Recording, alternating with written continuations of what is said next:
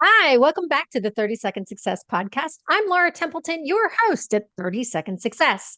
If you've ever wondered whether AI is coming for your job, if you found yourself excited one minute and overwhelmed the next by how quickly technology is changing, or if you've been asking yourself, how do I continue creating value in a world when AI can do so much? This episode's for you because the future doesn't belong to the people who fear AI. It belongs to the people who understand where humans create value that technology never can. And today we're talking about communication, judgment, adaptability, and how to build your own defensible zone in the AI age. So, but first, if you are someone who knows you're meant for more, but you've been second guessing yourself overthinking your message or struggling to clearly communicate your value, I'd love to invite you to check out the Brand Success Hub. The Hub was created for entrepreneurs, professionals, and purpose-driven individuals who want practical support in building confidence, strengthening communication, clarifying their message, and creating more meaningful connection. Inside, you'll find live trainings, visibility strategies, AI powered communication support, leadership insights, and mini trainings from incredible experts and guests like the one joining us today. You can learn more at 30secondsuccess.com/hub. So now let's jump into today's conversation. I'm excited today because our guest today is Dilip Chetan. My apologies if I don't get it right the first time. Founder of Defensible Zone. Dilip has spent more than 2 decades helping build AI technologies inside companies like Google and Meta, which while also contributing to products used by millions of businesses, including QuickBooks, Salesforce, Bill.com, and Gusto. He's also spent the past 15 years co-owning a small business, giving him a unique perspective on both sides of the AI conversation. Recognizing the most business owners were facing tremendous uncertainty, but very little practical guidance, he created Defensible Zone, a framework that helps people identify where they can continue contributing irreplaceable value in an AI-driven world. So, thank you so much and welcome to the show. Tell us a little bit about yourself and what you're currently working on, because I know you said something about some recent updates you've experienced with your products. So share a little bit with us. Thank you so much for having me, Laura. I really appreciate this.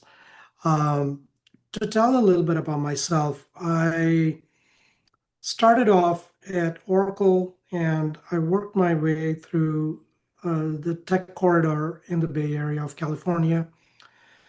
I started around the year 2005, January to be precise. And I have worked in product development, I worked in product strategy, user research, uh, all the things that go into building products for millions of people. I worked in sectors like finance with regard to Intuit and Bill, and most recently I worked at Meta and Google. And at both these companies, I was very close to AI. At Google, particularly, I was working on AI infra, and I happened to see the back story of how AI is built from the ground up. And what brings me here today is uh, I just wanted to this is kind of like my origin story into Defensible Zone. I've been observing a few things. One is, like you said rightly, that AI is one of those unpredictable things. Everybody knows about AI. I don't know how many people really know the depth to which AI has entered our lives already, and that is very important. Also, you hear so many conflicting narratives out in the media. You hear horror stories coming from, senior executives that say, "Oh, make up your own percentage, right? That many percentage of jobs are going to be lost by end of the year," and there's no real solution. And one of the things uh, I wanted to get into is, okay, what does this mean for me personally? And so I started to read a ton. I started to uh, uh, do my own sort of assessment for myself, and I came up with this concept of defensible zone. And I figured that that is something that I can share with the rest of the world and hopefully help them. So, if it's okay, I can get into some of the background story around that. I think the background story around it is beautiful, but I wanted to try and respect your time, and we're going to kind of keep going through this. So I think we're going to get at the meat of it. But from the perspective for our audience, what exactly does the defensible zone do? So, we hear advice oftentimes when you talk about AI, people ask, am I going to be fully replaced by AI? And is there a part of me that AI cannot reach yet? And the most generic advice people say is, oh yeah, there is, your humanness, your judgment, your taste. Those are unique things. And that's what you should leverage on. When I take that advice, I have a little bit of an issue there because let me give you a scenario. Let's say you're a hiring manager and I'm sending you my resume and I'm talking about my qualities on my resume. First off, that's not conventional. Resumes typically don't talk about your human qualities. They just talk about your accomplishments, your education, where you worked, and what you did. And if I start telling I'm an empathetic human being, I have great judgment, my decision-making skills are amazing, and you're going to go, whose is it? Is there a human being that's going to go, yeah, I'm really bad at empathy or I'm really bad at decision making? How are you going to judge that? And every one of the things that we have to understand is every company has one motive. Every company on the planet exists to make money. What they do with the money defines them. There are nonprofits and there are for-profit companies. Now, when you look at nonprofits, for example, what is the opposite of the word profit? It's loss.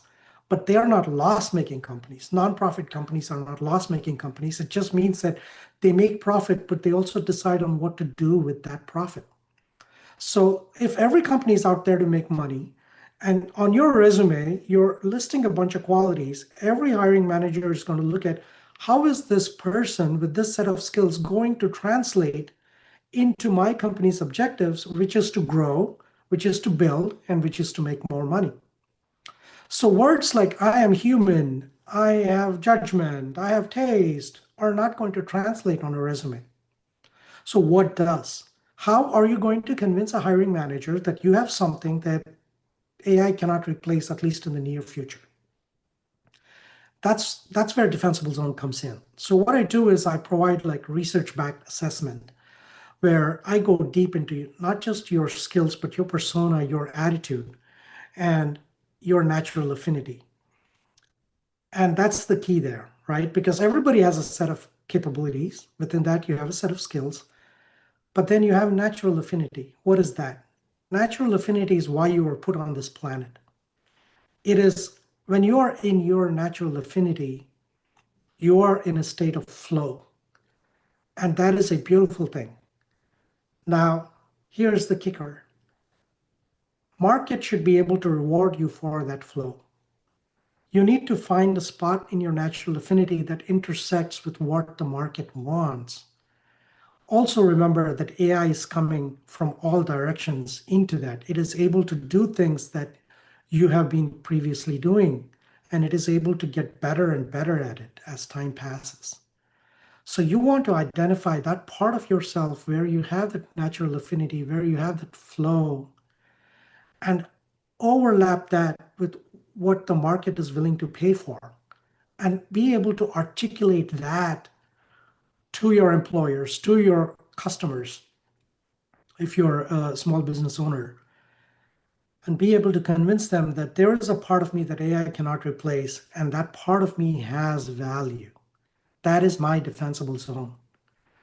And also, one key thing here to understand is the word defensible. I deliberately did not use the word safe because as AI keeps growing and becomes more powerful, your defensible zone starts to change. And that's one of the key things that you have to keep in mind is that what is defensible today may not be defensible tomorrow. I love that you talk about the natural affinity. And that's one of the things that, when I work with clients, we dig deep into who they really are and how do you communicate that? How do you stand out in a crowd? And we talk all the time about how we evolve. And, as humans, we evolve, we grow, we learn, we expand who we are, what we do, how we do it. We are constantly evolving, especially by the situations and the life experiences that we have. So I really appreciate what you're doing in helping people to recognize what that is and how then to communicate it in a way that makes sense to a potential employer, a potential client, a potential, somebody that they want to work with, or even, to discover that within themselves, which then helps them to translate and communicate better. So one thing that stood out to me is your willingness to change your mind when new information becomes available. Why is that such an important mindset? I know that's something that you talk about, and you just mentioned about the evolution that we all go through and how we need to change. Why is it so important to have that mindset that we need to be able to change as we evolve? That is an Or, excellent question, Laura. Go ahead, please. no, I was going to say, or as AI evolves, more importantly. Yeah, yeah, exactly. Exactly. Uh, we have been pigeonholed. The older we get, at least speaking from my own personal perspective, you begin to realize how pigeonholed you've become. And one, when we join a company, especially a big company, we're we define ourselves by our job descriptions. And the bigger the company, the more narrow your job description is. To the point that when you talk to somebody and you go, "What do you do for a living?" they will give you a very, very specific, very highly constrained answer. And you start to identify yourself with that definition. And the only information you have keeps reinforcing that. Like, this is all I can do. This is all I can do. This is what I am. And you begin to forget that as a human being, you're capable of doing way more. I'll give you my own personal example. When I was working, many times I would have ideas on how to build products, how to do these things. And oftentimes I've heard, "That's not your job." Mm. And I'd come back and I'd be really frustrated because I thought my job was to build a great product. I don't care how I do it. I have so many ideas and so many ways of expressing them, but my company constrains that because there are 30 other people in my space and they all need their little niche. And everybody's fighting for recognition. And the information you're allowed to have, is only pertinent to that particular niche. And when AI comes and it's doing X percentage of your work, that niche just became much, much, much smaller. And it's only after I came out and started doing my own business, I'm rediscovering skills that I had forgotten I had. I'm an engineer. I can build a product. There's a designer in me that can actually create a beautiful looking user interface. The funniest thing was I was having this conversation with my wife where I was talking to, "Oh my God, I don't know how to reach people, it's really hard. How do I get my idea across?" And she goes, "Are you kidding me?" I'm like, "Wait, why? You worked at Meta. You were in social media. You helped build social media tools, and you have a degree in marketing. You have a problem understanding how to reach people." And I went, "Oh my God, I forgot all about that. I forgot I had a marketing degree because I got it like 30 years ago." Yes. Right? I haven't done any marketing work. And that's when I go, wow, like there's so much of me that I had been pigeonholed, and I never, I forget what I had. And every human being is the same, is that they get the information that they are allowing themselves to have is only helping them reinforce their biases, their existing view of who they are. So look for more information as you start to introspect. That's a two-way street, right? You're understanding yourself, but you're also understanding how the situation is evolving around you and the impact that that evolution is having on your own growth and how you see yourself.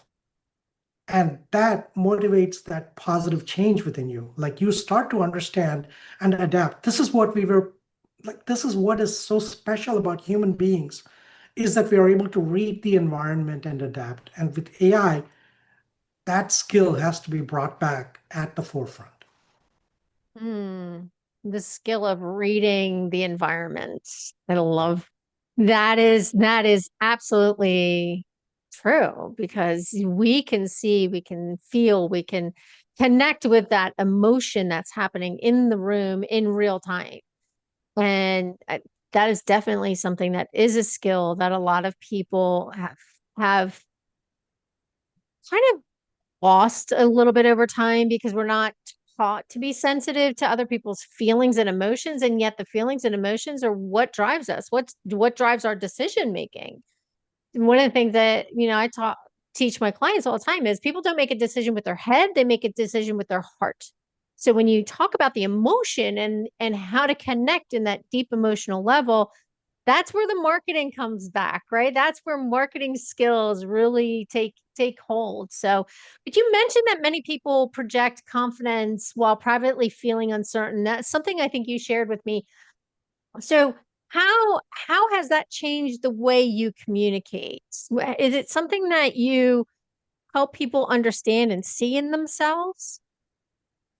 Yes. Right now, I think people are in a state of fight or fright Hmm. because AI is kind of attacking like their core identity. No product in the history of humanity has ever done that. And for the first time, we have built something as human beings that is has the potential to replace us. And so it's a mix of when people are, let me say, they're cautiously optimistic, but they're also quite pessimistic, especially in the United States. And in the United States, the reason is well, we don't have that much of a safety net. When you lose your job, uh, you're responsible for your own healthcare by and large. Yeah, some companies offer Cobra and whatnot, and uh, but when you get out into the marketplace and start to buy, like I live in California, and when I go into California and I look at the cost of insurance, I just oh my, and the amount of deductible that I have to pay, and it's pretty frightening for anybody, right? When they lose their job, and so to answer your question, it is that fear, right? We don't have that kind of a safety net, and the cost of living is so high, and um, we want to keep our existing lifestyle.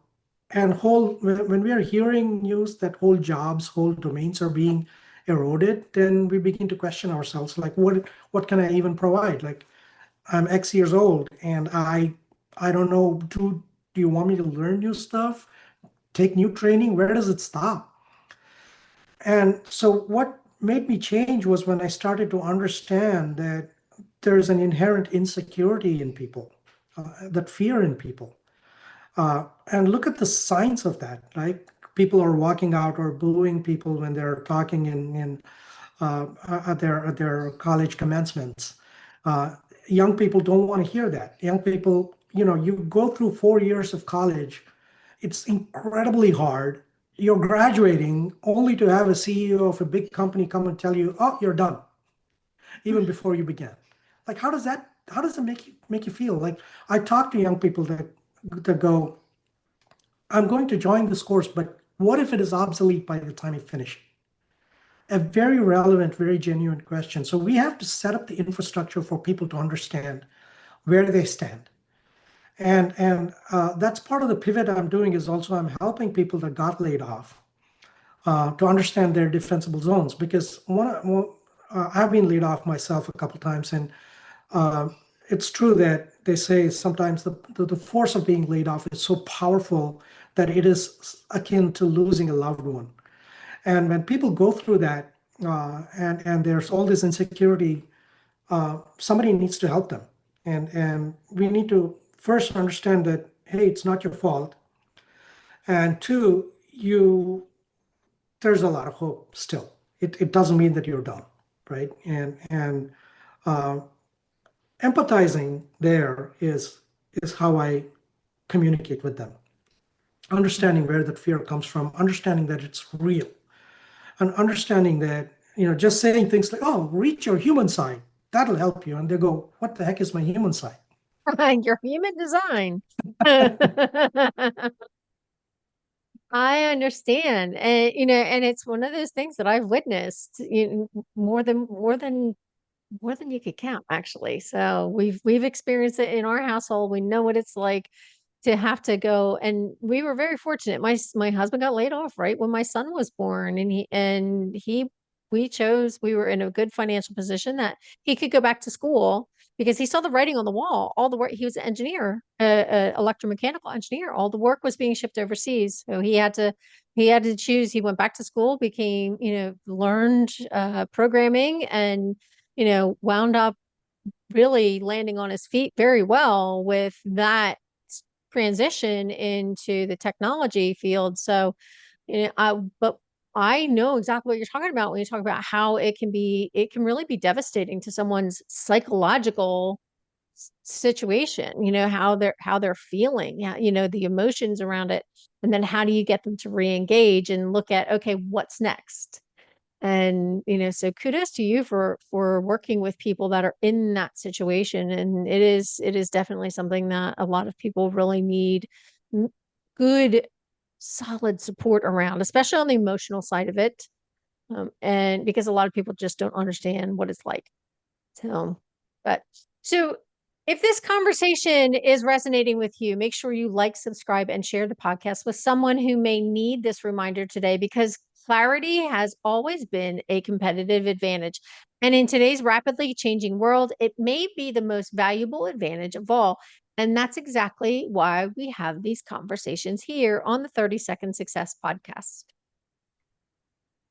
So, Dilip, you created the defensible zone because you realized people had anxiety, but very little practical guidance. And so, tell us a little bit more about that. Where do you believe humans will continue to create value that AI cannot? The first part where they're irreplaceable is accountability.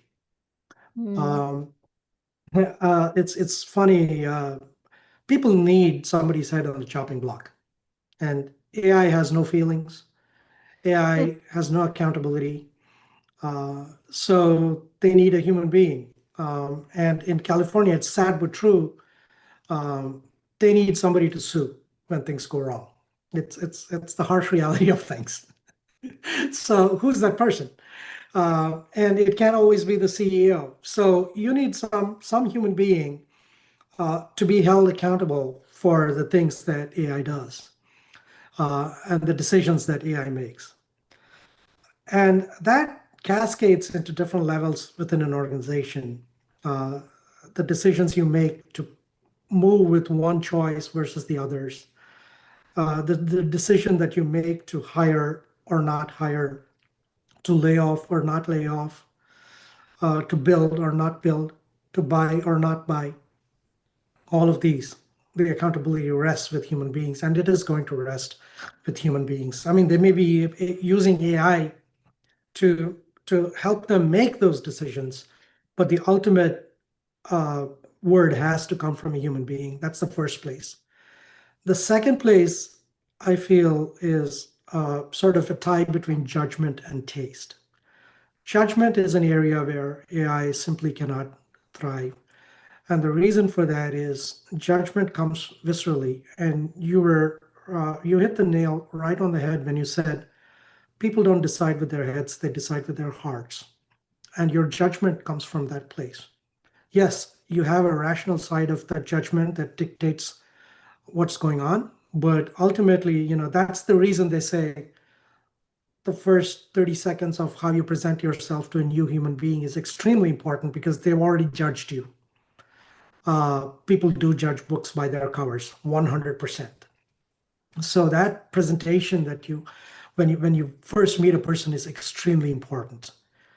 They're judging with their feelings. They're judging the nonverbal things that are before you even open your mouth. They've already sized you up. And the rest of the conversation is whether you're able to change their perception or not. Sometimes you can worsen their perception, sometimes you can improve on their perception. But the fact remains that they have already judged, and that is a human prerogative. Taste is another one. It's incredibly hard to describe what that word even means. But when you watch a show and it brings tears to your eyes, you cannot articulate what about it moved you so much. Of course, it could also be so horrible that it brought tears to your eyes, right? But that's the point. There's that emotional connect that you make with taste that you cannot articulate, and thankfully, because you cannot articulate, you cannot teach an AI how to do that. So AI can mimic it, but it cannot actually do that. AI cannot sit through a show, watch a show, and appreciate it. Sure, it can do metrics. It can say the show was this long, it had these qualities, and have a long checklist. It cannot tell you why you like that particular thing.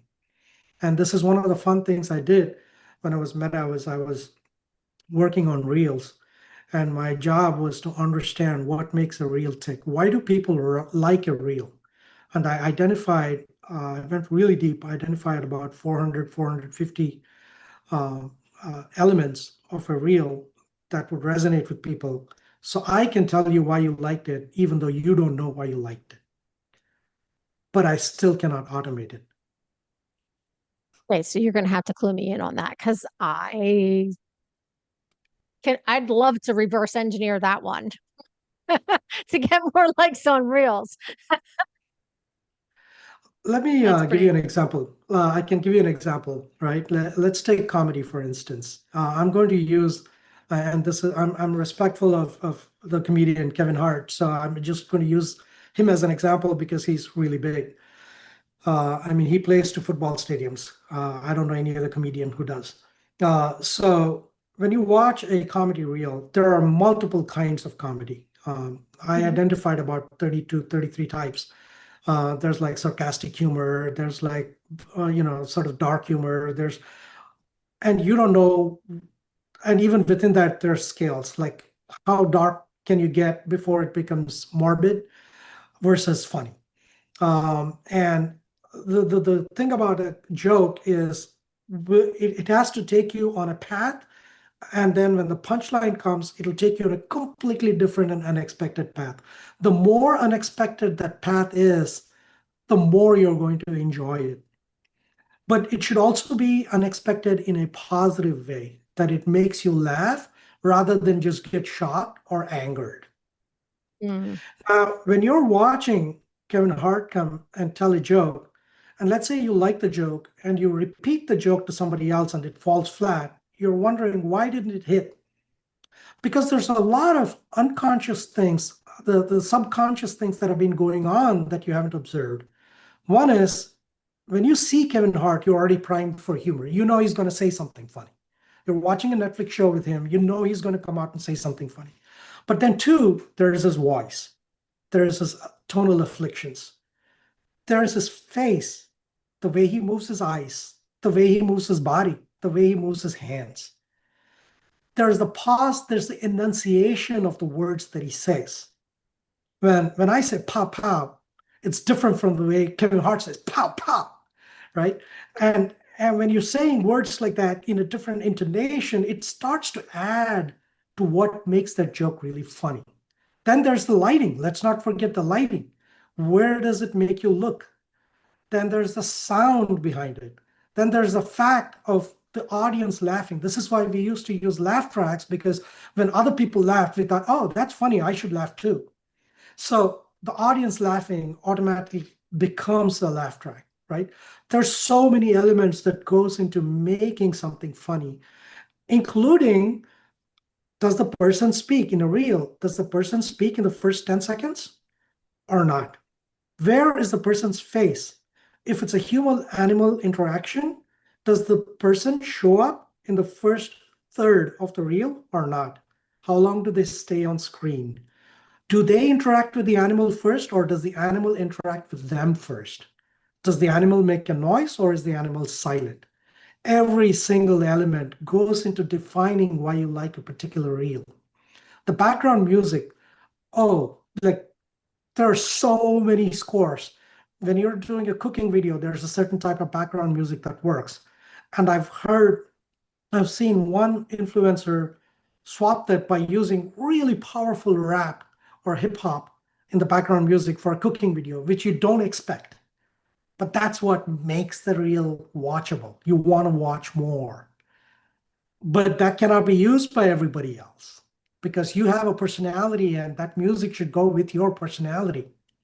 Mm. And you don't even know all of these, right? You're just taking a video and putting it on there going, gee, I wonder why it only got 10 likes while that other person got like 3,000. And I thought I did everything. No, you did not do everything because you forgot those tiny, tiny little elements that can be Mm. automated. And today, here, I'll leave you with one funny thing. Uh, it matters how quickly the singer starts to sing after the music starts with any song. Now, if for my generation that used to listen to a Freebird, we could wait for a minute, 2 minutes, 3 minutes before the song starts. Today, if you don't start to sing within 7 seconds, you lost about 20%. I'm making that number up, but you lost a good part of your audience. The chorus should happen within the first 50 seconds. If it doesn't happen, you lost your audience. And that is so it is the songs you hear, sadly, are engineered to today. They're not accidental. Yeah, you are definitely a wealth of information, Dilip. I could sit and talk with you all day. I hope you write a book about this stuff.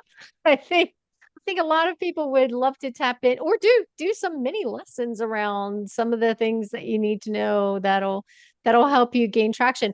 I was just having a conversation with one of my clients earlier who's struggling with the algorithms on Pinterest. She loves doing TikTok. She has great success with TikTok reels. She's been trying to use Pinterest and she's just like, yeah, I'm not seeing the impressions. Like, why am I bothering with Pinterest? It's just been a struggle. So it's amazing to hear what the algorithms are looking for, what the research that you're doing behind the scenes that makes an impact on all of these things. So I just want to switch gears for a minute. You spent years building AI systems. So what excites you most about where AI is headed? What's exciting is also a little scary, but what excites me most is that AI is going to automate the average.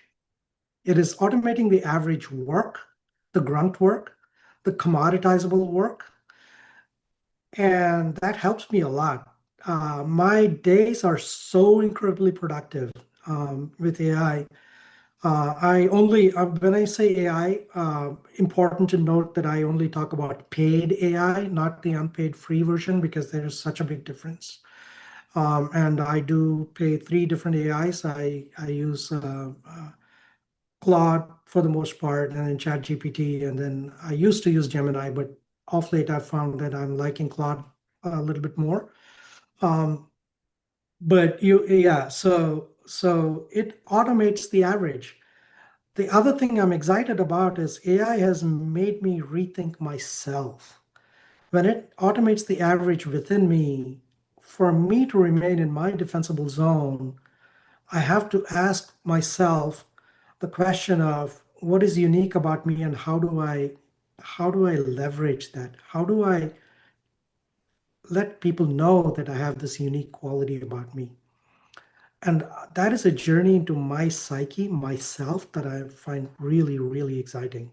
And I hope other people take that too, because AI is currently the atmosphere around AI is fear, doom, and gloom.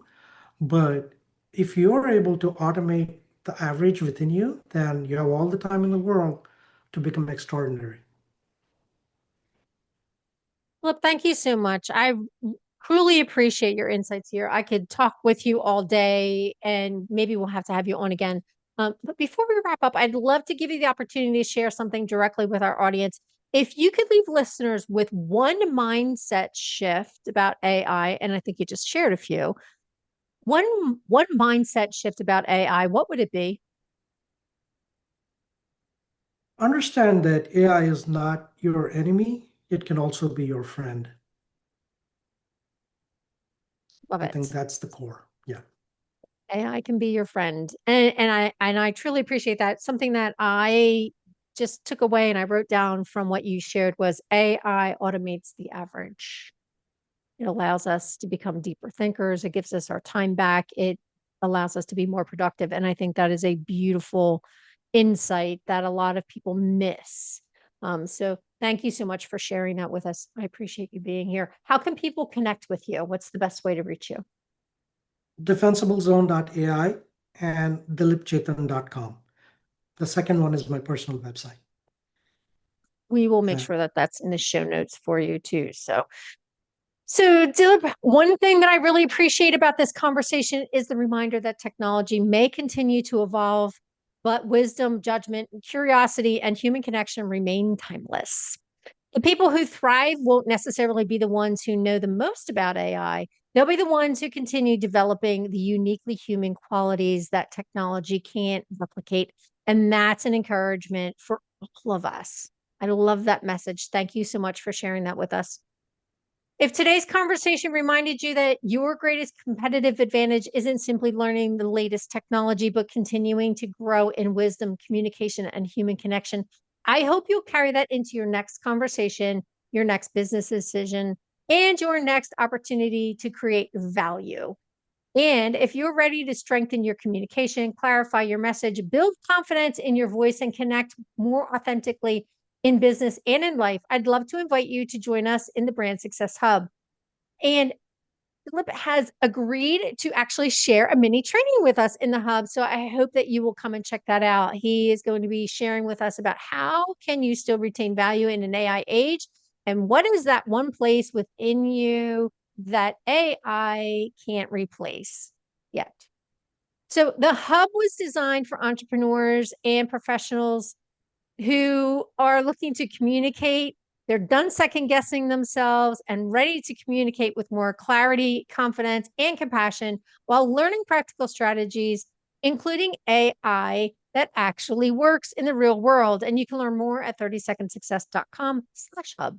Before we go, don't forget to subscribe, leave a review, and share this episode with someone who may be wondering how to thrive, not just survive in the age of AI. Until next time, stand in your brand, trust your voice, and remember success is just 30 seconds away.